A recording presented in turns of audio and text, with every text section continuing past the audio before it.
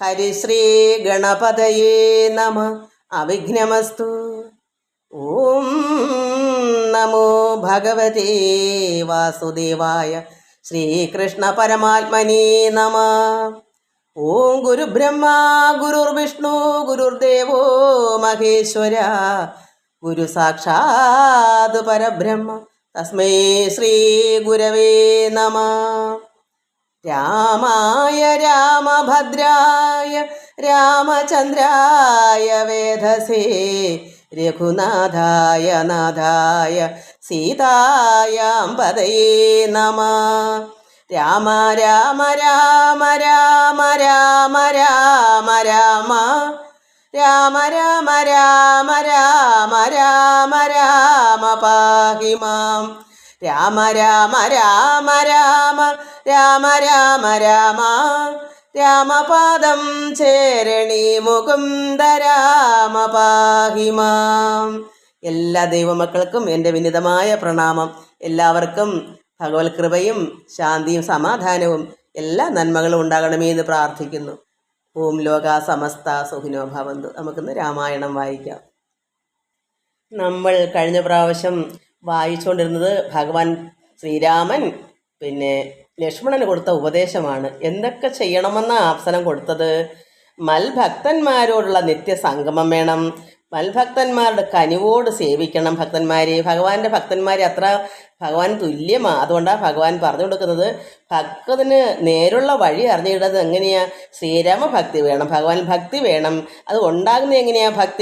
ഭക്തന് നന്നായി പ്രകാശിക്കും, ആത്മാവ് നൂനം ഭക്തി ഉണ്ടാകുമ്പോൾ. അതിനെന്ത് വേണം? ഭക്തിക്ക് കാരണവും എന്തെന്ന് കേട്ടാലും നീ. അപ്പോൾ ഭക്തിക്കൊരു കാരണം ഉണ്ടാകും, ഭക്തി തനിയെ ഉണ്ടാകുന്നതല്ല. അത് ഞാൻ തന്നെ ഇപ്പം ഒരു ഉദാഹരണം പറഞ്ഞാൽ എത്രയോ വർഷം, അതായത് ഇപ്പോൾ 71 വയസ്സുണ്ട്. കുട്ടിനാളൊട്ട് ഭക്തിക്ക് വേണ്ടുന്നത് നമുക്ക് അറിഞ്ഞുകൂടെങ്കിൽ നമ്മൾ ചെയ്തതെല്ലാം എന്തിനാ? കാരണം പൂജകൾ അച്ഛനൊക്കെ പഠിപ്പിച്ച് പൂജകളും എപ്പോഴും ഭഗവാന് കൃത്യനിഷ്ഠമായിട്ട് രാവിലെ ചെയ്യേണ്ട കർമ്മങ്ങൾ, ഭക്തി വേണ്ടത് ഇതൊക്കെ വായിക്കുക. ഇങ്ങനെ ഭഗവാനിൽ ഭക്തി വർദ്ധിക്കണം. അങ്ങനെ ഉണ്ടാക്കിയെടുക്കുക ചെയ്യുന്നത്. അവസാനം നമുക്ക് തോന്നും ഇപ്പോൾ ഇതൊന്നും വേണ്ട, അങ്ങനെ ഒരുപാട് ചെയ്തത് കൊണ്ടൊക്കെ കിട്ടിയപ്പോൾ ഇപ്പോൾ വലിയ പൂജയും കർമ്മങ്ങളൊന്നും ഇല്ല. ഇതിൽ പറയുന്നത് എന്തൊക്കെയാണ്? ഒരു സാധാരണ ആദ്യമേ തുടങ്ങുന്നത് കുട്ടിനാളിലേ ഇതൊക്കെ ചെയ്യണം. ഭക്തി കാരണം മൽഭക്തന്മാരോടുള്ള നിത്യസംഗമം വേണം, മൽഭക്തന്മാരെ കനിവോട് സേവിക്കണം, ഏകാദശ്യാദി വ്രതാനുഷ്ഠാനങ്ങൾ ചെയ്യണം. ആകുലമെന്ന് ഇതൊക്കെ ഒരു വിഷമമില്ല, സന്തോഷത്തോടെ വേണം ചെയ്യാൻ. മറ്റ് ഈ ലോക കാര്യങ്ങൾക്ക് സന്തോഷം കിട്ടുന്നതിനേക്കാൾ ഇരട്ടി സന്തോഷം ഭഗവാന്റെ കർമ്മങ്ങൾ, ഇങ്ങനെ ഭഗവാനെ നേടാൻ വേണ്ടിയുള്ള ആ ഭക്തിക്ക് വേണ്ടിയുള്ള കർമ്മങ്ങൾ അത്രത്തോളം ഊർജിതമായിട്ട് ചെയ്യണം, സന്തോഷത്തോടുകൂടി വേണം. അതാണ് ഇവിടെ ആകുലം എന്നിയേ, ഒരു വിഷമവും കൂടാതെ ആരും നിർബന്ധിച്ച് ചെയ്യേണ്ടതല്ല. കാരണം കുട്ടിനാളിയെ നമ്മളെ അമ്മയും അച്ഛനൊക്കെ നാമം ചെല്ലില്ലെങ്കിൽ പറ്റത്തില്ല, ചെല്ലാതിരിക്കാൻ പറ്റും. അന്ന് എന്തിനാ ചെല്ലുന്നതോ നമുക്ക് അറിഞ്ഞുകൂടാ. അങ്ങനെ ആയി പിന്നെ നമുക്ക് സ്വന്തമായിട്ടെല്ലാം ആകുമ്പോൾ പിന്നെ നമ്മളങ്ങ് ആർത്തിയാ, പിന്നെ ആരും പറയണ്ട. അതൊരു കൃത്യനിഷ്ഠ അത് വേണം. അങ്ങനെ ഒരു വിഷമവും കൂടാതെ ഇതൊക്കെ സാധിച്ചു കൊള്ളുകയും പിന്നെ എന്തൊക്കെ വേണം? പൂജനം. നമ്മളെ കൊണ്ട് എന്ത് പൂജ അറിഞ്ഞുകൂടെങ്കിൽ തന്നെയും വിളക്കിന് മുമ്പ് ഭഗവാനെ ഒരു നല്ല പോലെ കിണ്ടിയൊക്കെ തേച്ച് കഴുകി ശുദ്ധജലവും പുഷ്പങ്ങളൊക്കെ കൊടുത്ത് ഭഗവാന് പൂജ, മാല കെട്ടിയിടാം. നമുക്കതൊക്കെ മതി. ഇപ്പം പഞ്ചലങ്കാര പൂജ, ഞാൻ പഞ്ചലങ്കാര പൂജയൊക്കെ ചെയ്യുമായിരുന്നു. അതായത് ജലഗന്ധ പുഷ്പ ധൂപ ദീപ അങ്ങനെ അതൊക്കെ ചെയ്തിട്ട് കർപ്പൂര അങ്ങനെയൊക്കെ കുട്ടിനാൾ ചെയ്ത്, അത് പൊങ്കാല വായന അങ്ങനെയൊക്കെ ഉള്ളപ്പോൾ ഉള്ള പൂജകൾ ഒന്നും അതൊന്നുമില്ല. എന്തെങ്കിലും വിശേഷങ്ങളൊക്കെ ഉള്ളപ്പോൾ. അല്ലാതെ നമുക്ക് നിത്യമായിട്ട് ഭഗവാനെ പൂജിക്കാന്ന് പറഞ്ഞാൽ പ്രാർത്ഥിക്കുക, പിന്നെ ഇതുപോലെ വെള്ളം പുഷ്പം ഇതൊക്കെ ഭഗവാൻ അത്ര സന്തോഷം. വെച്ചില്ലല്ലോ വെള്ളം, രാവിലെ ഇതൊക്കെ ചെയ്തില്ലല്ലോ, കൊടുത്തില്ലല്ലോ എന്നൊരു ഉള്ളിൽ നിന്നൊരു വെപ്രാളമാണ്. അതാണ് ആകുലം. എന്ന് സന്തോഷത്തോടുകൂടി ചെയ്യണം. അല്ലാതെ ഭഗവാൻ സ്വീകരിക്കത്തില്ല. നമ്മുടെ എത്രത്തോളം സന്തോഷമാണെന്ന് ഭഗവാൻ നോക്കുള്ള അങ്ങനെയാണെങ്കിലേ അത് ഭഗവാൻ സ്വീകരിക്കും. ഒരു പുഷ്പമായാലും സന്തോഷത്തോടും എൻ്റെ കണ്ണന് കൊടുക്കുകയാണ്. ആ ഒരു രീതിയിലാണ് നമ്മൾ വിളക്കെത്തിക്കുന്നതും നാമം ചൊല്ലുന്നതും എല്ലാം ആർക്ക് വേണ്ടിയാ?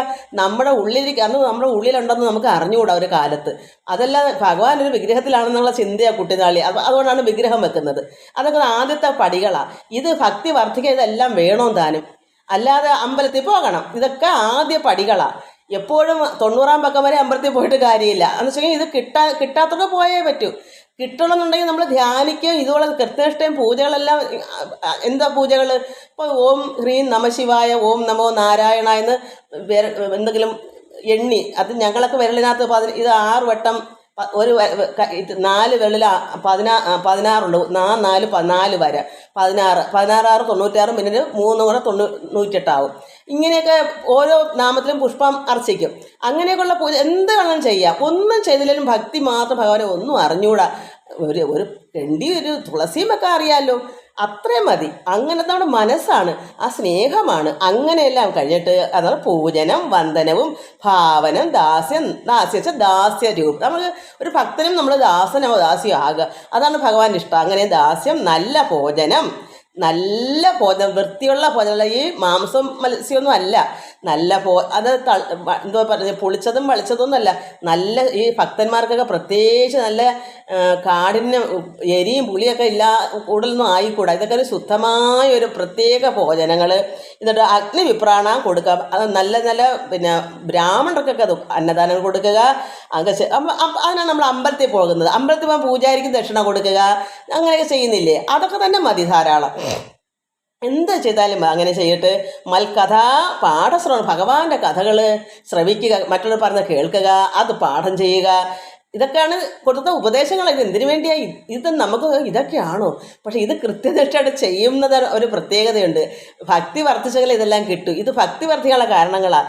അതുകൊണ്ട് അമ്പലത്തിൽ പോകാം, പൂജ ചെയ്യാം, വിഗ്രഹത്തിൽ ആരാധിക്കാം, മാല കെട്ടി കൊണ്ടിടാം, നമ്മുടെ വീടുകളിൽ ദിവസേന മാല കെട്ടി ഭഗവാന് ചാർത്താം, പുഷ്പം കൊടുക്കാം.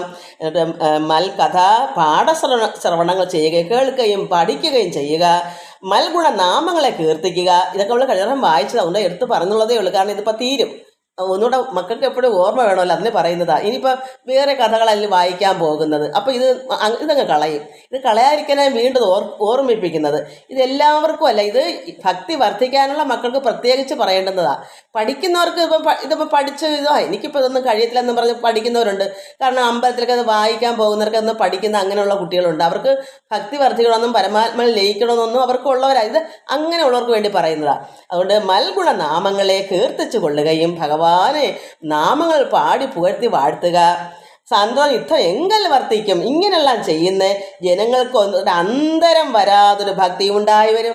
ഒരു വിഷമം കൂടാതെ നന്നായി ഭക്തി വർദ്ധിക്കും. ഭക്തി വർദ്ധിച്ചാൽ പിന്നെ മറ്റൊന്നും വരേണ്ടതില്ല. ഭക്തി അങ്ങ് വർദ്ധിച്ചു കഴിഞ്ഞാൽ പിന്നെ ഒരു കാര്യം പിന്നെ അതിനപ്പുറത്തേക്ക് ഒന്നുമില്ല. അതാണ്, മറ്റൊന്നും വരേണ്ടതില്ല. ഉത്തമോത്തമന്മാരായുള്ളവരവരല്ലോ, അവരാണ് ഉത്തമോത്തമന്മാർ. അത്രമാത്രം ഭഗവാൻ ഭക്തി അതൊരു ഒന്നൊന്നര ഭക്തിയാണ്. നമ്മൾ ധരിക്കും ഇച്ചിരി നേരം സന്ധ്യ ഭഗവാൻ ധ്യാനിച്ചൊക്കെ ഇങ്ങനെ ഇരിക്കുന്ന, അതൊന്നുമല്ല. ഒരു പ്രത്യേകത അതിനൊരു നമ്മുടെ രാധാ ശിവാനന്ദൻ ചോദിച്ചാൽ മതി. രാധാ ശിവാനന്ദൻ പിന്നെ ജഗദമ്മ, അവർക്കൊക്കെ അറിയും ഭക്തി എന്താണെന്ന്. അതുപോലെ വത്സല ചെല്ലപ്പം, ഇങ്ങനെ കുറേ ഇനിയും ഉണ്ട് പേര്. ഞാൻ ഒത്തിരി അങ്ങനെ പറയുമ്പോൾ ഒത്തിരി പേര് പറയേണ്ടി വരും. അതുകൊണ്ട് അങ്ങനെ അവർക്കറിയാം ഭക്തി എന്താണെന്ന്. അതുകൊണ്ട് ഭക്തി വർദ്ധിച്ചാൽ പിന്നെ മറ്റൊന്നും വരേണ്ടതില്ല. അവരല്ലോ അവരൊക്കെ ഈ പ്രാർത്ഥനയൊക്കെ കേൾക്കുമ്പോൾ അവർക്കൊരു ഒരു മത്താണ്, ഒരു അനുഭൂതിയാണ്. ഇതൊക്കെ അങ്ങ് ചൊല്ലിയത് പോരാന്ന് പറഞ്ഞ് അവരങ്ങ് വീട്ടിലങ്ങ് എപ്പോഴും ആരാധനയാണ്. അങ്ങനെ വന്നെങ്കിലേ പറ്റൂ. എപ്പോഴും ഇത് തന്നെ വായിൽ നടക്കുമ്പോൾ എടുക്കുമ്പോൾ അങ്ങ് ഭഗവാനെ കീർച്ചുകൊണ്ട് നടക്കുന്ന ഒരു ഭക്തിയുണ്ട്. നമ്മളൊക്കെ കൃത്യനിഷ്ഠ അനുസരിച്ച് സന്ധ്യയാകുമ്പോൾ 2 നാമം ചെല്ലുക, പോയി, ഇത്രയേ ഉള്ളൂ. ഇതൊന്നും ഭക്തിക്ക് പറ്റുന്നതല്ല. അതിൻ്റെ പ്രത്യേകത വേണം. അത് ഞാൻ പറയുന്നതാ. അതുകൊണ്ടാണ് എല്ലാവർക്കും ഇത് പറ്റത്തില്ല, അതിന് വിധിച്ചവർക്കേ പറ്റൂ എന്ന് പറയുന്നത് അതുകൊണ്ടാണ്. പക്ഷെ ഇതൊക്കെ പഠിക്കാമല്ലോ, അടുത്തൊരു ജന്മമെങ്കിലും ബാക്കി കിട്ടുമല്ലോ. അതുകൊണ്ട് ഉത്തമോത്തമന്മാരാണ് അവർ. എന്നിട്ട് ഭക്തി യുക്ത, അങ്ങനെയുള്ളൊരു ഭക്തന് വിജ്ഞാന ജ്ഞാന വൈരാഗ്യങ്ങൾ. എന്താ ഈ വൈരാഗ്യം? അല്ലോനെ അടിച്ചു കൊല്ലുക എന്നുള്ള വൈരാഗ്യമല്ല. അതായത് 2ാം സാധനമായ വൈരാഗ്യമെന്നുണ്ടായാൽ എന്തും ചെയ്യാമെന്നോതുമോ, അണ്ടർഗോന്റെ പദം കൂടി തുച്ഛമായി കണ്ടുകൊള്ളുന്നതല്ലേ വൈരാഗ്യവും. അതായത് ചെറുക്കുന്നതും വൈരാഗ്യം എന്താണ്? എല്ലാത്തിനും അടിക്കും, അത് ചെയ്ത് എന്ന് പറയുന്നതാണോ? അല്ല. അണ്ടർഗോന്റെ പദം കൂടി തുച്ഛമായി കണ്ടുകൊള്ളണം. നമ്മുടെ ഉള്ളിലിരിക്കുന്ന ആ ഭഗവാനെ നമ്മൾ കാണണം. അത് പ്രത്യക്ഷം കണ്ടാലേ ഇത് സാക്ഷാത്കാരമാകുമെന്ന് പറയാൻ പറ്റൂ. ധ്യാനം എന്ന് പറയുന്നത് നമുക്ക് ധ്യാനിക്കുന്നത് പ്രത്യേകിച്ച് അത്ര ആനന്ദത്തോട് ധ്യാനിക്കാം. നമുക്ക് എല്ലാം കഴിഞ്ഞിട്ട് ധ്യാനിച്ചിട്ട് മുഴുത്തില്ല എന്നുണ്ടെങ്കിൽ പോയി കിടക്കുമ്പോഴും ധ്യാനിക്കാം. എല്ലാം കഴിഞ്ഞ് സ്വച്ഛമായി ആരുടെയും ശല്യമില്ലാതെ വരുമ്പോൾ നമുക്ക് കുറേ നേരം കിടന്ന് ധ്യാനിക്കാം. അങ്ങനെ എൻ്റെ അമ്മയൊക്കെ അങ്ങനെയാണ്. അപ്പോഴും നമുക്ക് നേരത്തെ പ്രാർത്ഥിച്ചതിൻ്റെയും ഭജിച്ചതിൻ്റെയും ഫലം അപ്പോഴും കിട്ടും. ചിലപ്പോൾ ആ ധ്യാനത്തിൽ ഇരുന്നിരുന്ന് നമുക്ക് പിന്നെ പിന്നെ അത് കാരണം മറ്റു ജോലികളെല്ലാം തീർട്ടാണ് പോയി കിടക്കുന്നത്. അപ്പോൾ ധ്യാനിച്ച് ഭക്തി വർദ്ധിച്ച് അതിൽ തന്നെ പിന്നെ ലയിച്ച് നമുക്ക് അങ്ങ് ഉറങ്ങുകയും ചെയ്യാം. അതിൽ കൂടെ അപ്പോൾ അത് അപ്പോഴും സമയം കിട്ടും, നല്ല ഏകാഗ്രത കിട്ടും. അതുകൊണ്ടാണ് അങ്ങനെ പറഞ്ഞത്. സന്ധ്യയ്ക്ക് നാമം ചെല്ലുമ്പോഴും ഇരിക്കാം, എത്ര മേളിൽ ഇരിക്കാം. അപ്പോഴും നമുക്ക് സമയങ്ങളോ സൗകര്യങ്ങളോ കിട്ടിയില്ല എന്നുണ്ടെങ്കിൽ കിടക്കുമ്പോഴെങ്കിലും നമുക്ക് കിട്ടും. അപ്പോൾ വലിയ ബുദ്ധിമുട്ടുണ്ടാവത്തില്ല, ആരും ഉപദ്രവിക്കാൻ വരത്തില്ല. അതുകൊണ്ട് പറയുന്നതാ. അപ്പോൾ ഭക്തിയുക്തന് ജ്ഞാന വൈരാഗ്യങ്ങൾ സദ്യ സംഭവിച്ചിടും, എന്നാൽ മുക്തിയും വരും. അപ്പോഴാണ് മുക്തി. എന്താ? ലയണം. ഈ ലയം വേണം. ഈ മുക്തൻ എന്ന് പറയാൻ ആ മനസ്സിനെ ഏകാഗ്രതയിൽ ഒന്നിലും വിടാതെ ലയം ഉണ്ടാകുന്നത്. അതാണ് ആ ധ്യാനത്തിൽ കൂടി ലയം. സർവ്വതും അതിൽ നിന്ന് നമ്മുടെ ഉള്ളിൽ നിന്ന് മാറും. ഈ ലോക ചിന്തകളെല്ലാം ആ സമയം ഉള്ളിൽ നിന്ന് മാറുമ്പോഴേ നമുക്ക് ലയം ഉണ്ടാവും. അതായത് കാരണം അല്പം ഉപ്പെടുത്ത് വെള്ളത്തിട്ട് ഉപ്പും വെള്ളം ഒന്നായി ലയിക്കുന്നത് പോലെ നമ്മളൊരു ലയത്തിലേക്ക് എത്തി വരണം. അങ്ങനെ വന്ന് അതാണ് വൈരാഗ്യം. അത് വന്ന് അപ്പോൾ ആ ഭഗവാന്റെ അണ്ടർഗോൻ്റെ പദം കൂടി തുച്ഛമായി കണ്ടുകൊള്ളുന്നതല്ലേ വൈരാഗ്യം. ആ ഒരു വൈരാഗ്യം നമുക്ക് വേണം. അങ്ങനെ ഇരിക്കണം. കൃത്യനിഷ്ഠ പോലെ എല്ലാത്തിൽ നിന്നും വിടുതൽ നേടി അത്രയും സമയം 2-3 മണിക്കൂറൊക്കെ ഇരിക്കുമ്പോൾ ഒരു വനത്തിൽ പോയിരിക്കാൻ തുല്യമാണ്. അതാണ് നമ്മൾ പറയുന്നത്. അപ്പോൾ യഥാർത്ഥമായി നമുക്ക് മുക്തി വരുന്നത് അങ്ങനെയാണ്. മുക്തിമാർഗം താവക പ്രശ്നാനുസാരവശാൽ ഉക്തമായത് നിനക്ക് എന്നാലേ ധരിക്ക നീ. ഇതൊക്കെയാണ് കാരണങ്ങൾ. അത് നീ മനസ്സിലാക്കൂ ലക്ഷ്മണ. അല്ലെങ്കിൽ നമ്മുടെ മക്കളോട് ഞാൻ പറയുക, ഇതാണ് സത്യം. അതുകൊണ്ട് ഇതൊക്കെ ഒരു പ്രത്യേക അങ്ങനെയുള്ള ഭക്തനോട് സമയം കിട്ടും. എല്ലാത്തിനും എത്രമാത്രം ജോലി ഉണ്ടെങ്കിലും നമുക്ക് അതിന് സമയം ഇഷ്ടം പോലെ. അപ്പോൾ നമുക്ക് ഒരു ദിവസം 24 മണിക്കൂർ അല്ല നമുക്ക് തോന്നും. അത്ര സമയം ദൈവം നമുക്ക് തരും. സർവ്വ ജോലികൾ ആരോ അങ്ങ് ഒതുക്കും പെട്ടെന്ന് തന്നെ. എത്ര നേരം ഇതൊക്കെ വായിക്കാനും പഠിക്കാനും ധ്യാനിക്കാനും പ്രാർത്ഥിക്കാനും ഒക്കെ ഈശ്വരൻ നമുക്ക് സമയം തരും. എന്താ? ആകുലം എന്നിയെ ഒരു വിഷമം കൂടെ സന്തോഷമായിട്ട് ചെയ്യുന്നവർക്കാണ് കൊടുക്കുന്നത്. അല്ലാതെ ആരുടെയും എനിക്കും ഇതൊക്കെ ചെയ്ത് പഠിക്കണം എന്നും പറഞ്ഞ് താല്പര്യം ഇല്ലാതെ പോയിരുന്നാൽ ഈശ്വര സമയമൊന്നും തരത്തില്ല. കാരണം നമുക്ക് എത്രത്തോളം ആഗ്രഹമുണ്ട് അതനുസരിച്ച് ഭഗവാൻ നമുക്ക് സമയം തരും. കാരണം അനുഭവമാണ് ഞാൻ ഈ പറയുന്നത്. അതുകൊണ്ട് വക്തവ്യമല്ല നൂനം എത്രയും ഗുഹ്യം മമ ഭക്തന്മാർക്കൊഴിഞ്ഞ് ഉപദേശിച്ചിടരുതല്ലോ.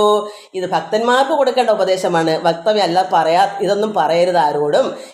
എന്തിനാ അതിൻ്റെ കാര്യം ആവശ്യക്കാർക്കല്ലേ ഇത് പറഞ്ഞു കൊടുക്കേണ്ട കാര്യം. ഇന്ന് ഒരുപാട് വീടുകളിലൊന്നും സന്ധിക്കോ ഒന്നും ആത്മാർത്ഥമായിട്ട് ഒരു ആകുലമില്ലാതെ സന്തോഷത്തോട് താമസിക്കുന്ന ആരും ചുരുക്കമാണ്. ഇത് അതുകൊണ്ടാണ് അങ്ങനെയുള്ള കുട്ടികൾ എന്താ ഫലം? വെറുതെ വായിലയ്ക്കാമെന്നേ ഉള്ളൂ, ഒരു ഫലവും ഇല്ല. നമുക്ക് തന്നെ നമ്മുടെ വീട്ടിൽ തന്നെയുള്ളവർക്ക് തന്നെ നമുക്കറിയാം എത്ര നാൾ ഇത് കണ്ടിട്ട് പോലും ഇത് ചെയ്യാത്ത അനേകരുണ്ട് നമ്മുടെ വീടുകളിൽ തന്നെ, കുടുംബത്തിൽ തന്നെ. അപ്പോൾ മനസ്സിലാക്കണം അത് പറഞ്ഞിട്ടില്ല എന്ന്. ഇല്ല, കർത്താവായ യേശു തമ്പുരാൻ പറഞ്ഞൊക്കെ ചെവിയുള്ളവൻ കേൾക്കും. ഇതൊക്കെ കണ്ടും കേട്ടും മനസ്സിലാക്കുന്ന അങ്ങനെ വേണ്ടുന്നവർക്കാണ്. അത് കഴിഞ്ഞ ജന്മത്തിന് സുഹൃത്തമുള്ളവർക്കാണ്. അതുകൊണ്ട് വക്തവ്യമല്ല നൂനം എത്രയും ഗുഹ്യം, ഇത് രഹസ്യമാണ്. മമ ഭക്തന്മാർക്കൊഴിഞ്ഞ്, എൻ്റെ ഭക്തന്മാർക്ക് ഒഴിഞ്ഞ് അല്ലാതെ ആർക്കും ഇത് കൊടുത്തൂടാ. ഭക്തനെന്നാകിലോ അവൻ ചോദിക്കാതിരുന്നാലും നമുക്ക് കൊടുക്കാം. ഒരു ഭക്തനാണെങ്കിൽ അവർ ചോദിക്കാതെ തന്നെ നമുക്ക് അടിച്ചേൽപ്പിക്കാം. വക്തവ്യം അവനോട് വിശ്വാസം വരികയാൽ നമുക്കൊരു ഭക്തനോട് നമുക്ക് വിശ്വാസം വരും. യഥാർത്ഥമാണ് നമുക്ക് തന്നെ തോന്നും, ഇവന് കൊടുക്കാം, നല്ല ഭക്തനാ എന്ന്. അപ്പോൾ നമ്മൾ അങ്ങോട്ട് കൊടുക്കാം. ഭക്തിവിശ്വാസ ശ്രദ്ധായുക്തനാം മർത്യൻ ഇത് നിത്യമായി പാഠം ചെയ്യൽ അജ്ഞാനം അകന്നു പോവും. ഇത് നിത്യമായിട്ട് ഒരു ഭക്തനിൽ നിന്ന് കൈകാര്യം നിത്യേന ഇത് ചെയ്താൽ നമ്മുടെ ഉള്ളിലെ അഴുക്കൾ, എല്ലാ കറകളും, ഏത് പാപവും എന്തെല്ലാം ഉണ്ടോ ഇതെല്ലാം കഴിഞ്ഞ ജന്മം വരെ ചെയ്ത പാപങ്ങൾ മൊത്തവും കഴുകിപ്പോകും. അങ്ങനെ ഒരു ഭക്തൻ ഇതങ്ങനെ ചെയ്തു വരുമ്പോൾ ഭക്തി സംയുക്തന്മാരാം യോഗീന്ദ്രന്മാർക്ക് നൂനം ഹസ്തസംസ്ഥതയല്ലോ മുക്തി എന്നറിഞ്ഞാലും. ഇങ്ങനെയുള്ളൊരു ഭക്തയുക്തന് ഭക്തി സംയുക്തന്മാരായിരിക്കുന്ന ഒരു യോഗിയാണ്. അങ്ങനെ വരുമ്പോൾ ഒരു യോഗിയാണ്. ഇത്രയും കൃത്യനിഷ്ഠ പോലെ ചെയ്ത് ധ്യാനിച്ച് ലയം വരണം. ഈ ലയം എന്ന് പറഞ്ഞാൽ എന്താ? ഭഗവാനും നമ്മളിരിക്കുന്ന ആ ജീവാത്മാവും പരമാത്മാവും ലയമാണ്. ലയിക്കുക, ആനന്ദമായി ലയിക്കുന്ന ആ ലയമാണ് മുക്തി. ഈ ലോകചിന്തകളെല്ലാം കഴിഞ്ഞവർക്കേ അങ്ങനെ ലയിക്കാൻ പറ്റൂ. അല്ലെങ്കിൽ ധ്യാനിക്കാൻ ഇരിക്കുമ്പോഴേ ചിന്തകൾ ഓടും, മനസ്സെവിടെയൊക്കെ ഓടും. ഇന്നത് വേണം, അത് വേണം, ഇത് ചെയ്തില്ല, അത് ചെയ്തില്ല, അല്ലെങ്കിൽ ഇന്നാരെ കണ്ടില്ല, ഇങ്ങനെയൊക്കെ ഓരോരോ രീതിയിൽ മനസ്സിനെ പിടിച്ചാൽ കിട്ടത്തില്ല. അതുകൊണ്ട് ഇതിൽ നിന്നെല്ലാം നമ്മൾ വിടുതൽ പ്രാപിച്ച് ധ്യാനിക്കാൻ ഇരിക്കുന്ന സമയത്തെങ്കിലും അതെല്ലാം ഉള്ളിൽ നിന്ന് കളഞ്ഞിട്ട് മനസ്സിനെ അവിടെ നിർത്തി ചിന്തിച്ച് നല്ല ലയിച്ച് ധ്യാനിച്ച് ലയിക്കുമ്പോഴാണ് ആ ലയം ഉണ്ടാവുമെങ്കിൽ അതാണ് കൈവല്യം. അത് പിന്നെ നിത്യേന നമ്മൾ ചെയ്ത് വരുമ്പോൾ അഭ്യാസമായി മാറും. അങ്ങനെ ഉള്ളവരുടെ അങ്ങനെയുള്ള യോഗിയുടെ ഹസ്ത സംസ്ഥിതയല്ലോ, അവരുടെ കയ്യിലിരിക്കുന്നതാണ് ഇവിടെ ഈ മുക്തി എന്നറിഞ്ഞാൽ അവരുടെ കയ്യിൽ തന്നെ ഉണ്ട് മുക്തി. ആരും കൊടുക്കണ്ട, അവർ മുക്തനായി കഴിഞ്ഞു, ആരും കൊടുക്കേണ്ടതല്ല. പിന്നെ ഇതത്രയും നടത്തി വരുമ്പോൾ യഥാർത്ഥമായി സംഭവിച്ചിരിക്കും, സദ്യ സംഭവിക്കും മുക്തി എന്നറിഞ്ഞാലും. അപ്പോൾ മനസ്സിലാക്കണം, ഇത് ആരും കൊടുക്കുന്നതല്ല, നമ്മൾ നേടിയെടുക്കുന്നതാണെന്ന്. ഇതാണ് ഈ ഉപദേശമാണ് ഭഗവാൻ ലക്ഷ്മണന് കൊടുക്കുന്നത്. എൻ്റെ മക്കൾക്ക് ഞാൻ വിവരിച്ചത്. ഇതിനപ്പുറത്ത് ഒന്നുമില്ല. ധ്യാനവും ജപവും എല്ലാം നമ്മൾ സന്തോഷത്തോട് ആനന്ദത്തോട് ഭഗവാനെ പൂജിക്കുമ്പോൾ എന്തൊക്കെ പാലുണ്ടോ കൊടുക്കാം, പഴമുണ്ടോ എന്തൊക്കെ ഉണ്ട് ഭഗവാന് കൊടുക്കാനുള്ള ആർത്തിയാണ് കൊടുക്കുക. എനിക്കിപ്പോഴും അങ്ങ് ആർത്തിയാണ്, ഒരു മടുപ്പില്ല, ആനന്ദത്തോടെ. അയ്യോ പെട്ടെന്ന് ആ ചായയൊക്കെ ഇടുമ്പോൾ ഞാൻ അയ്യോ ഭഗവാനെ കണ്ണാ താമസിച്ച് പെട്ടെന്ന് അങ്ങനെയൊക്കെയാ, അങ്ങനെ ഒരു വെപ്രാളാണ് അത്. അങ്ങനെ ഭഗവാന് കൊടുക്കുമ്പോൾ നമ്മുടെ ആവശ്യങ്ങൾ ഭഗവാൻ വെപ്രാളത്തിൽ തരും. അയ്യോ എൻ്റെ മക്കൾ അവിടെ പട്ടിണി ഇരിക്കുന്ന ഒന്നും കഴിച്ചില്ലയോ വെന്തില്ലയോ എന്താ പെട്ടെന്ന് എണ്ണിച്ച് വയ്യ കിടന്ന് പെട്ടെന്ന് നമ്മളെ കൊണ്ട് അങ്ങ് പൊക്കി അങ്ങ് എഴുതിപ്പിക്കും. ചെന്ന് അപ്പോഴേ എല്ലാം തയ്യാറാക്കും. എന്താ ഭഗവാന് സഹിക്കത്തില്ല. നമ്മളും അങ്ങനെയാണ്. ഈ ലോകത്തിൽ നമുക്കും വയറും വിശപ്പൊക്കെ ഉള്ളത് ഭഗവാൻ അറിയാം. ഭഗവാന് ഇങ്ങനെ നമ്മൾ കൊടുക്കുന്നത് മതി, അതുമല്ല ഭഗവാൻ അത് സന്തോഷമാണ്.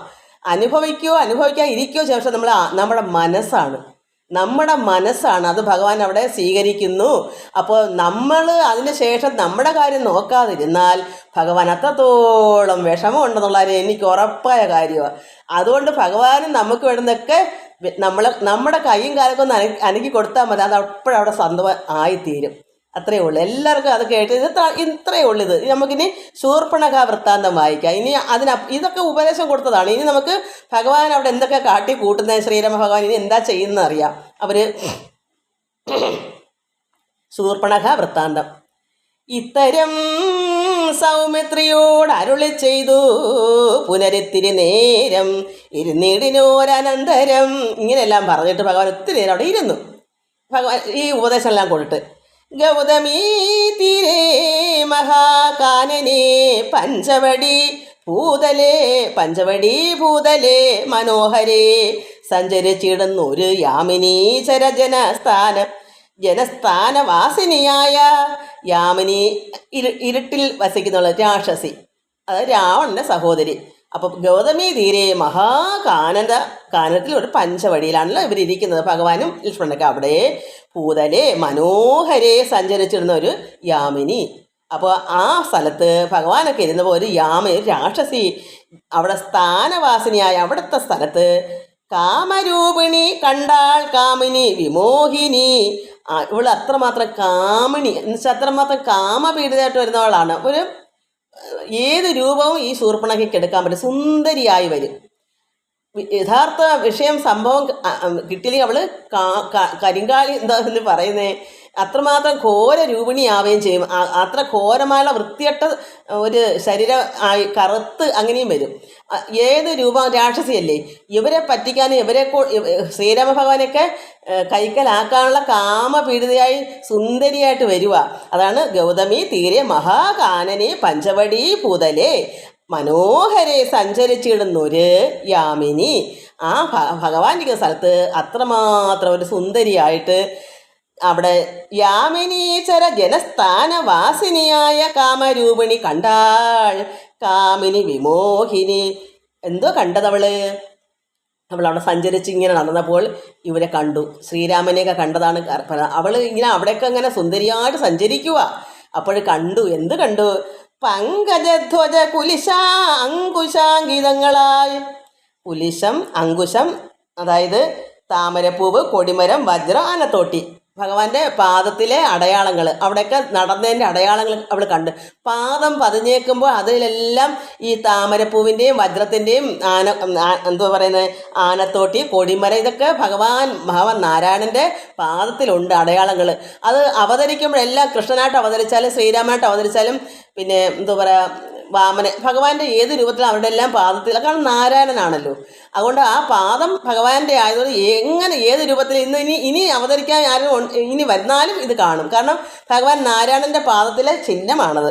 അതുകൊണ്ട് പങ്കജധ്വജ കുലിശ അങ്കുശാങ്കിതങ്ങളായി. അങ്കുശം അപ്പോൾ കുലിശം അങ്കുശം ഇങ്ങനെ വായിക്കണം. ഭംഗി തേടിയിടം പദപാദങ്ങൾ അത് നേരം, അത് ഭംഗി നല്ല കാണാൻ നല്ല ഭംഗി, നോക്കുന്നത് ഓരോ സ്റ്റെപ്പും ഇങ്ങനെ കിടക്കുന്ന കണ്ട് അവൾ നോക്കുമ്പോൾ നല്ല ശോഭ കാണാൻ. എന്താ ഈ പാദം പതിർത്തല്ല ഈ അടയാളങ്ങൾ, അത് നല്ല ഭംഗി തേടിയിടം പദപാദങ്ങൾ, അത് ഭഗവാന്റെ പാദങ്ങൾ പതിഞ്ഞ ഭാഗം കൊണ്ട് അത്രമാത്രം ഭംഗിയായിട്ട് അവൾക്ക് തോന്നി. അത്ര സുന്ദരിയായിട്ട് നടക്കുക അവളിങ്ങനെ ഈ പഞ്ചവടി സ്ഥാനത്ത് അവിടെയൊക്കെ വസിക്കുന്നവളിങ്ങനെ കറങ്ങി നടക്കുക. അപ്പോഴാണ് ഈ പാദം കണ്ടപ്പോൾ പാദ സൗന്ദര്യം കണ്ടു മോഹിതയാകയാലേ കൗതുകം ഉൾക്കൊണ്ടു രാമ ആശ്രമമകമ്പുക്കാൾ. ആ പാദം കണ്ട ഭഗവാന്റെ ആണെന്ന് നമുക്ക് അറിയില്ലല്ലോ. ഈ പാദം കണ്ട് അവിടെ എവിടോട്ട് ചെന്നു നോക്കി ഈ ഭഗവാന്റെ ആശ്രമത്തിൽ ചെന്നു. കൗതുകം ഉൾക്കൊണ്ട് കൊള്ളാലോ, നല്ല പാദമല്ല ഈ ഓരോ പാദത്തിലും കിടപ്പുണ്ട് ഈ ചിഹ്നങ്ങൾ. ഇത് കണ്ട് ചെന്ന് നോക്കുമ്പോൾ ആ ആശ്രമം അവിടേക്ക് കയറിയവള് അങ്ങ് പുക്കാൾ അവിടത്തേക്ക് ചെന്നു. ഭാനുമണ്ഡല സഹസ്രോ ഉജ്ജ്വലം രാമനാഥം. അപ്പോൾ കണ്ടപ്പോൾ എന്താണ്? ഭാനുമണ്ഡല സഹസ്രോ ഉജ്ജ്വലം. ഭഗവാനെ കണ്ടപ്പോൾ സഹസ്ര സൂര്യൻ ഉദിച്ച ഉജ്ജ്വല ശോഭയോടുകൂടി ഭഗവാൻ ഇങ്ങനെ ഇരിക്കുക. ഭാനുഗോത്രജം, അത് അർക്ക കുലത്തിലല്ലയോ ഭഗവാന്റെ കുലം. അപ്പോൾ ഭാനുമണ്ഡല സഹസ്രോ ഉജ്ജ്വലം രാമനാഥം ഭാനുഗോത്രജം ഭവഭയനാശനം പരം. മാനവവീരം, മനുഷ്യരിൽ വീരവാനല്ലേ ഭഗവാൻ. മാനവവീരം മനോമോഹനം മായാമയം. ഭഗവാൻ അത്രത്തോളം സുന്ദരനായി ഇതെല്ലാം പുകഴ്ത്തുക. മാനസഭവ സമം മാധവം മധുഹരം. മനസ്സിൻ്റെ മാനസഭവ സമം മാധവം മധുഹരം. അങ്ങനെയുള്ള ഭഗവാൻ ജാനകിയോടും കൂടെ വാണിടുന്ന അതു കണ്ടു മീനകേതന ബാണപീഡിതയാളേറ്റം. അങ്ങനെ ഇരിക്കുന്ന ഭഗവാൻ ഇത്ര അത്രമാത്രം സഹസ്ര കോടി ശോഭ, സൂര്യൻ്റെ ശോഭയോടുകൂടി സുന്ദരനായിട്ട് എല്ലാം കൊണ്ടും അത്ര മനോമോഹനമായിരിക്കുന്ന ഈ ഭഗവാന്റെ അടുക്കൽ ആരാ ഇരിക്കുന്നേ? സീതാദേവി ജാനകി കൂടെ ഇരിക്കുക. ഇത് ആരാ കാണുന്നേ? ഈ കാമിച്ച് നടക്കുന്ന ഈ സുന്ദരിയുടെ വേഷം കെട്ടി നടക്കുന്ന ശൂർപ്പണഖ രാക്ഷസി. മീനകേതന, അതായത് എന്തു പറയുന്നത്, കാമപീഡിതയായി. ഇവൾക്ക് എന്ത് രൂപത്തിലെടുക്കാം, സുന്ദരിയായിട്ടും ഒക്കെ നടക്കാം, ഏത് രീതിയിലും അവൾക്ക് നടക്കാൻ പറ്റും, അവൾക്ക് വേഷം മാറാം. അങ്ങനത്തെ മായാവിയാണ്, രാക്ഷസിയാണ്. അങ്ങനെ ഇവള് മീനകേതന എന്ന് പറഞ്ഞാൽ കാമപീഡിതയായി. ഇങ്ങനെ സുന്ദരനായിരിക്കുന്ന ഭഗവാൻ തോന്നി തേജസ്, 1000 സൂര്യൻ്റെ പ്രഭയുണ്ട് ഭഗവാന്റെ. ഇതൊക്കെ കണ്ടപ്പോഴത്തേക്ക് അവൾക്ക് കാമപീഡിതയായി. എന്നിട്ട് ബാണപീഡിതയായാൾ ഏറ്റവും അങ്ങ് അത്രമാത്രം എന്തു പറയാ, കാമമായി. എന്നിട്ടോ സുന്ദര വേഷത്തോട് മന്ദഹാസവും പൊഴിച്ച് ഇന്ദിരാവരനോട് മന്ദമായി ഉര ചെയ്താൾ. അപ്പോഴെന്താ അവൾ സുന്ദര വേഷത്തോട് മന്ദഹാസവും പൊഴിഞ്ഞ്, അങ്ങനെ ഭഗവാൻ എന്താ നല്ല വേഷത്തോട് ഇരിക്കുകയല്ലേ, മന്ദഹാസവും പൊഴിഞ്ഞ് ഇന്ദിരാവരനോട്, ചിലപ്പോൾ അവൾ തന്നെ ആയിരിക്കും സുന്ദര എന്ന് പറയുന്നത്. എന്നാൽ അവൾ ഈ സുന്ദരിയായിട്ട് നടക്കും. അപ്പോൾ അവൾ സുന്ദര വേഷത്തോടും ഇങ്ങനെ അവൾക്ക് സുന്ദരിയായിട്ട് ഈ ഭഗവാൻ ചേരുന്നത് പോലെ മാറാമല്ലോ മുഖം. അപ്പോൾ അവൾ സുന്ദരിയായിട്ട് വന്നേക്കും. അപ്പോൾ അവൾ സുന്ദര വേഷത്തോടും ഭഗവാന്റെ ശോഭ അവിടെ പറഞ്ഞല്ലോ, 1000 സഹസ്രം ആദ്യത്തിന് ഉദിച്ച ശോഭയോടും ഇതെല്ലാം നല്ല സുന്ദരനായിട്ട് ഇരിക്കുകയല്ലേ ഭഗവാൻ തേജസ്സോടുകൂടി. ഇവള് അപ്പോഴെന്താ കാമപീഡിതയായിട്ട് എങ്ങനെയാണ് വന്നേക്കുന്നത്? സുന്ദര വേഷ സുന്ദരിയായ രൂപത്തിലും മന്ദഹാസമൊക്കെ പൊഴിഞ്ഞ് ഇന്ദിരാവരനോട്, ഭഗവാനോട്, ഇന്ദിരയുടെ ഭർത്താവായ ശ്രീരാമനോട് മന്ദമായി പറയുക. സുന്ദരി കണ്ടാൽ അപ്പോഴേ അവളെ അംഗീകരിക്കണം. ദുഷ്ടത്തിയാണെന്ന് തോന്നാതിരിക്കാനാണ് ഈ വേഷം കെട്ടിയിരിക്കുന്നത്. സുന്ദരിയായിട്ടും മന്ദമായിട്ടും പുഞ്ചിരിച്ചുകൊണ്ടും വന്ന് ഭഗവാനോട് പറയാ, ഉര ചെയ്യുക, എന്താ മന്ദമായി പറയുക, എന്താ പറയാം. ആരടോ ഭവാൻ ചൊല്ലിയിട ആരുടെ പുത്രനെന്നും ആണ് ദേഷിച്ചെന്നല്ല പറയുന്നത് കേട്ടോ. ഒരു സുന്ദരിക്ക് ചേർന്ന രീതി ബന്ധമായി പറയൂല്ലേ. അപ്പോൾ ഇങ്ങനെ പറയാം, ആരടോ ഭവാൻ ചൊല്ലിയിട ആരുടെ പുത്രനെന്നും നേരോട് ഇവിടേക്ക് വരുവാൻ മൂലമെന്നും. നന്നായി സംസാരിക്കുന്നുണ്ട് അവൾ കേട്ടോ. എനിക്കങ്ങനെ പറ്റുന്നില്ല, കാരണം എനിക്ക് കള്ളത്തരം പറയാൻ പറ്റില്ല. അവൾ കള്ളിയായിട്ടല്ലേ ഇത് പറയുന്നത്. അവൾക്കുള്ള വേഷം യഥാർത്ഥ രാക്ഷസി അല്ലയോ. ഇത് വേഷം മാറി ഭഗവാനെ പറ്റിക്കാൻ, അവളെ സ്വീകരിക്കാൻ വേണ്ടി പറയുന്നില്ലയോ. അതുകൊണ്ട് നേരോടെ എന്നോട് പറയൂ ആരുടെ മകനാണ് എന്നൊക്കെ നന്നായി പറയുന്നു. എന്തൊരു മൂലം ജടാവൽക്കലാദികളെല്ലാം എന്തിനു ധരിച്ചിതു താപസവേഷമെന്നും. എന്തിനാ എന്തോ മുനി താപസവേഷം ധരിച്ചത് എന്തിനാ? എന്തൊരു മൂലം കൊണ്ടാണ് ഈ ജടാവൽക്കലങ്ങളൊക്കെ ഇട്ടേക്കുന്നത്? പിന്നെ എന്തിന് ഇതൊക്കെ ധരിച്ചു? ഈ താപസ മുനിവേഷം എന്തിനാ ഇട്ടത്? എന്നുടെ പരമാർത്ഥ മുന്നേ ഞാൻ പറഞ്ഞിടാം. ഇതൊക്കെ ഇത്രയും എന്താ? ഇതൊക്കെ ഇങ്ങനെ ആരുടെ മകനാണ്, എന്തിനാ അവിടെ വന്നത്, എന്തൊക്കെ ചോദിച്ചിട്ട് പറയുന്നത് അവക്കുള്ള ആ രാക്ഷസിയുടെ, അതായത് ഈ ശൂർപ്പണഖയുടെ എന്നോടെ അവക്കുള്ള പരമാർത്ഥം മുന്നേ ഞാൻ നേരത്തെ അങ്ങ് പറയാം. ഇത്രയും ചോദിച്ചിട്ട് അവളെ കാര്യം പറയാം, ഞാൻ ആരാ എന്ന് അവൾ തന്നെ പറയുന്നു. എന്നോടെ അത് ശൂർപ്പണഖയുടെ പരമാർത്ഥം മുന്നേ ഞാൻ പറഞ്ഞിടാം. എന്താണ്? നീ എന്നോട് പിന്നെ ചോദിക്കുമല്ലോ. ഇതിപ്പോൾ ഇത്രയും അവള് ഭഗവാൻ ആരാ എന്താന്നൊക്കെ അങ്ങനെ ചോദിക്കുമ്പം ഭഗവാൻ തിരിച്ച് നീ ആരാന്ന് ചോദിക്കുമല്ലോ. അതുകൊണ്ട് നേരത്തെ ഞാനങ്ങ് പറഞ്ഞേക്കാം. അതുകൊണ്ടാണ് എന്നോട് പരമാർത്ഥം മുന്നേ ഞാൻ അങ്ങോട്ട് പറയാം. നീ എന്നോട് പിന്നെ ചോദിക്കുമല്ലോ. അപ്പം നിന്നോട് ഞാൻ നേരത്തെ എൻ്റെ കാര്യം അങ്ങ് പറയാം. പിന്നെ നീ എന്നോട് ചോദിക്കണല്ലോ. അതുകൊണ്ട് ഞാൻ നേരത്തെ കൂട്ടി എൻ്റെ അവസ്ഥ ഞങ്ങൾ പറയാം. പറയുവാണ്, രാക്ഷസേശ്വരനായ രാവണ ഭഗിനി ഞാൻ ആഖ്യ. അതായത് രാക്ഷസേശ്വരൻ രാവണൻ, അവിടുത്തെ രാക്ഷസന്മാരുടെ ഈശ്വരന എന്താ രാജാവാണ്. അപ്പോൾ രാക്ഷസേശ്വരൻ വെച്ചാൽ അവിടുത്തെ രാക്ഷസ രാജാവിൻ്റെ രാവണനായിരിക്കുന്ന രാജാവായ രാവണൻ്റെ ഭഗിനി സഹോദരി ഞാൻ ആഖ്യയാ ശൂർപ്പണഖ. നാമം ആഖ്യ, എൻ്റെ നാമം, എൻ്റെ പേര് ശൂർപ്പണഖ. കാമരൂപിണിയല്ലോ, ഞാൻ അത്രത്തോളം കാമരൂപിണിയാണെന്നോട് അവൾ പറഞ്ഞു. സുന്ദരിയല്ലയോ? അപ്പോൾ അവൾക്ക് സാധാരണ ഈ ലോകത്തുള്ള എന്തോ വേണ്ടുന്നത്? ആത്മീയമല്ലോ. അവൾക്ക് സുന്ദരിയായിട്ട് ഒരു സുന്ദരനെ കിട്ടണം. അതാണ് എൻ്റെ പേര് ശൂർപ്പണഖ. ഞാൻ രാക്ഷസേശ്വരനായ രാവണൻ്റെ ഭഗിനി സഹോദരിയാണ്. ഞാൻ കാമരൂപിണിയല്ലോ. ഹരദൂഷണ തൃശ്രാക്കളാം ഭ്രാതാക്കന്മാരാർക്ക.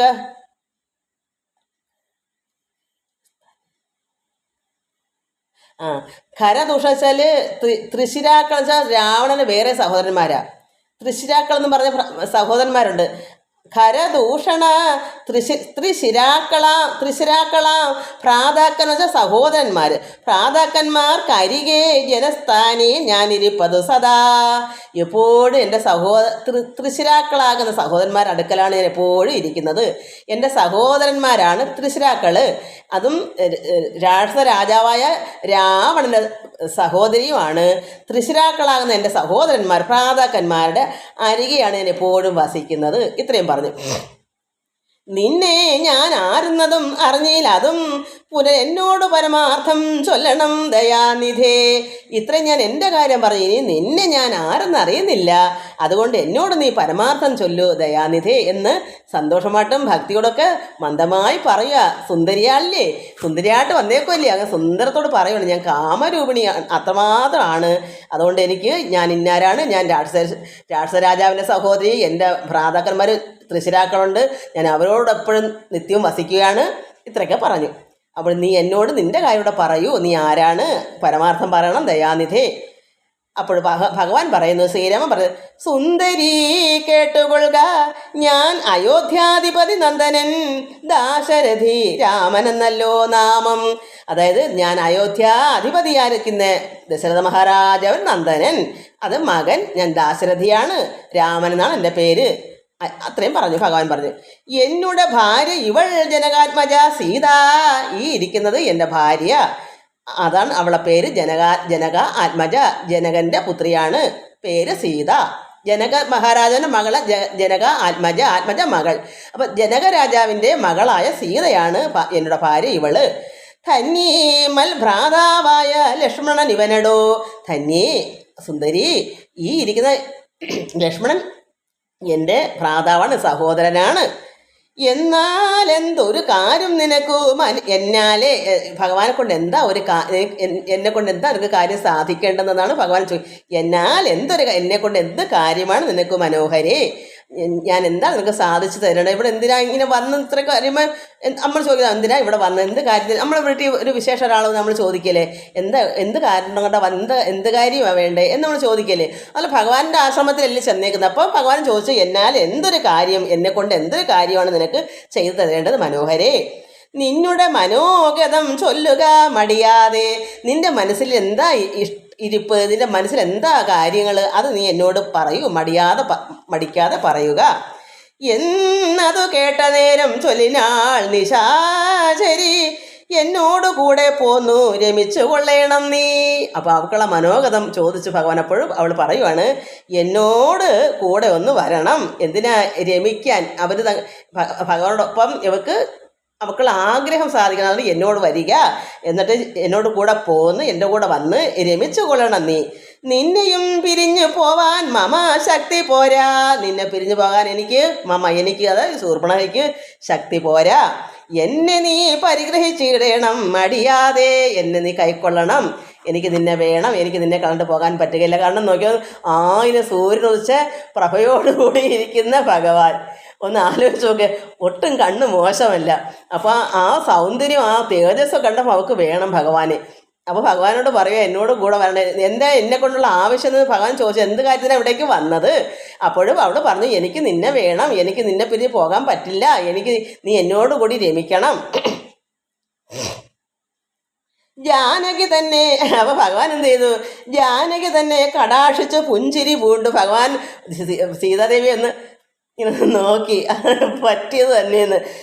ജാനകി തന്നെ, അത് സീതയോട് ഭഗവാൻ ഒന്ന് കടാക്ഷിച്ച് നോക്കി പുഞ്ചിരി പൂണ്ടിട്ട് മാനവവീരൻ അവളോട് അരുൾ ചെയ്തിട്ട്, ഭഗവാൻ മനുഷ്യനായിട്ട് വന്ന അവതാര പുരുഷനല്ലേ, വീരനല്ലേ.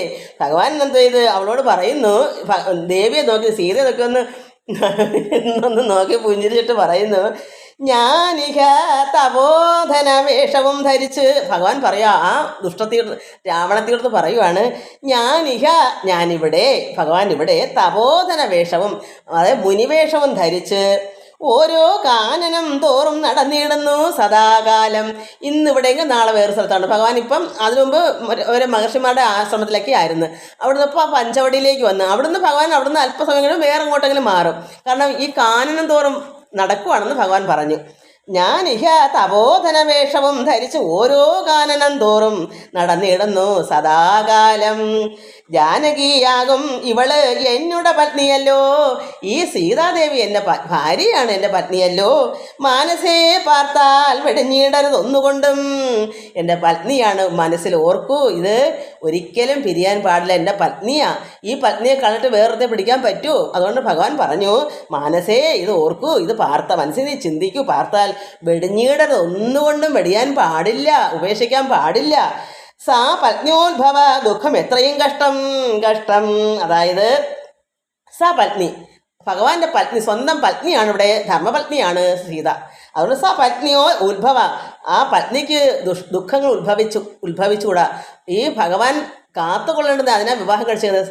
എന്ത് കാര്യവും ശ്രദ്ധയോട് നോക്കി ഭാര്യ നന്നായി ശുശ്രൂഷിക്കേണ്ട കടമ ഒരു ഭർത്താവിനുണ്ട്. അതുകൊണ്ട് സാ പത്നിയോ ഉത്ഭവ ദുഃഖം എത്രയും കഷ്ടം. പിരിഞ്ഞു പോയ ആ പത്നി ദുഃഖിക്കത്തില്ല. അത് ദുഃഖം ഉത്ഭവിക്കുന്ന ഒരു ഭാര്യയുടെ ദുഃഖം ഉത്ഭവിച്ചു കൊടുക്കുന്നത് കഷ്ടമാണ്.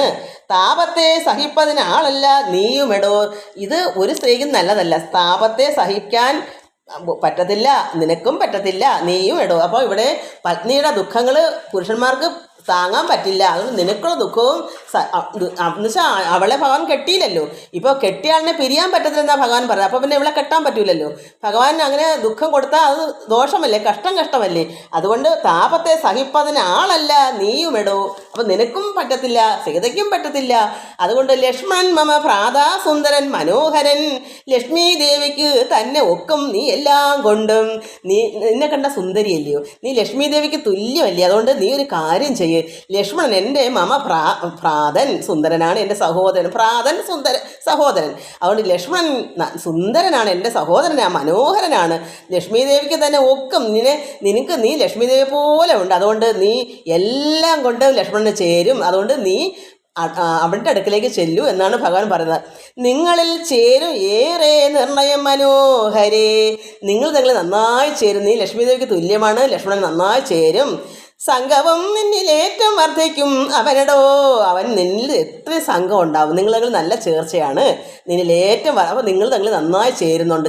അതുകൊണ്ട് അവനെ നിന്നിൽ സംഘമുണ്ടാകും എന്ന് ഭഗവാൻ പറഞ്ഞു. ഭഗവാന്റെ അടുക്കത് എങ്ങനെ പറഞ്ഞു വിട്ടല്ലേ പറ്റൂ. ലക്ഷ്മണൻ്റെ കാര്യം ലക്ഷ്മണൻ നോക്കണം, അത്രയേ ഉള്ളൂ. മംഗലശീലൻ അനുരൂപൻ എത്രയും നിനക്കങ്ങ് നീ ചെന്ന് പറഞ്ഞിടുക വൈകിടാതെ. സമയം പോയി മക്കളെ. അപ്പോൾ മംഗലശീലൻ അനുരൂപനാണ്, അവൻ നല്ല മംഗലശീലനാണ് ലക്ഷ്മണൻ. അതുകൊണ്ട് നിനക്ക് എത്രയും നിനക്ക് ചേരും, അതുകൊണ്ട് പെട്ടെന്ന് വൈകിടാതെ തന്നെ അവിടേക്ക് ചെല്ലൂ എന്ന് പറഞ്ഞു. നമുക്കിനി വായിച്ചാൽ ഇപ്പോഴൊന്നും തീരത്തില്ല, അതുകൊണ്ട് നിർത്തി നമുക്ക് അടുത്ത ദിവസം വായിക്കാം. കാരണം സമയം പോയത്, ഒരുപാട് സമയം പോയത്. അങ്ങനെയൊക്കെ ഒക്കൂ മക്കളെ. നിങ്ങൾ വിചാരിക്കും ഇത് ഇത്രയും നടക്കുക, ഇത്രയൊക്കെ മതി. നമുക്ക് ഉള്ളതിനെ നമ്മൾ തൃപ്തികരമായി ഭക്ഷിക്കുക. ഇതൊക്കെ നമ്മൾ ഭക്ഷണം, ആത്മീയ ഭക്ഷണം. ഇത് എൻ്റെ വയറ് നിറയുണ്ടോ, അത് നല്ലൊരു ഏമ്പക്കം പോയി. കാരണം നമ്മുടെ ഉള്ളം നിറയുമ്പോൾ ഏമ്പക്കം പോവും. അത് ശരീരത്തിന് വേണ്ടുന്ന ആഹാരം തന്നെ നമുക്ക് നിറഞ്ഞ ഏമ്പക്കം. ഇന്നാണ് എനിക്ക് ഇത് അനുഭവം വന്നത്. കാരണം സന്തോഷം ഉണ്ടായി. കാരണം ഇത് ഇല്ല, കാമരൂപിയുടെ കാര്യമൊക്കെ കേട്ടപ്പോൾ അങ്ങനെ ഒരു തോന്നുന്നു. അപ്പോൾ നമ്മുടെ മക്കളിത് പഠിക്കണം, നന്നായി ഉപദേശങ്ങൾ മറക്കരുത്. എന്തൊക്കെ ഉപദേശങ്ങളെന്ന് അറിയാമോ, അതെനിക്ക് ഇനി എപ്പോഴും പറഞ്ഞുതരാൻ പറ്റില്ല. ഇങ്ങനെ സമയം ഇതിലൊക്കെ വന്ന് ചേരും, അപ്പോഴും പറയാം. ഇതൊക്കെയാണ് ഉപദേശങ്ങൾ. നമ്മൾ നേരത്തെ വായിച്ചില്ലേ, ഈശ്വരനെ ആരാധിക്കുക, പ്രതിഷ്ഠയായി എല്ലാ ഭഗവാനും എന്നുള്ള ചിന്തയോടുകൂടി ഇതെല്ലാം ചെയ്യുക, ഭക്തി വർദ്ധിക്കുക, ഭക്തന്മാരെ ഭക്തന്മാർക്ക് വരുന്ന ദാസരൂപം തന്നെ. ഒരു ഭക്തനെ കണ്ടാൽ ഭഗവാനാണെന്ന് ചിന്ത പോലെ വേണം സ്നേഹിക്കാൻ ഒരു ഭക്തനെ. ഇങ്ങനെ ഓരോരോ കാര്യങ്ങൾ വരുമ്പോൾ ഭക്തി വർദ്ധിക്കും. ഭക്തി വർദ്ധിക്കുമ്പോൾ ഭഗവാൻ ധ്യാനിച്ചിരിക്കും. നല്ല ലയം ഉണ്ടാവും. ആ ചേർച്ചയാണ് മുക്തി കൈവല്യം എന്ന് പറയാം. ആ ലയം ഉണ്ടാകണം. അപ്പോഴാണ് ഭഗവാൻ നമുക്ക് സാക്ഷാത്കരിക്കാൻ പറ്റും. നമുക്ക് പ്രത്യക്ഷമാവുകയും പല പല രീതിയിൽ എല്ലാം ഒക്കെ പിന്നെ പോകെ എല്ലാം ഉണ്ടാവും. എല്ലാവർക്കും നമസ്കാരം. ഹരി ഓം, ഹരി ഓം, ഹരി ഓം. സന്തോഷമുണ്ടെന്ന്.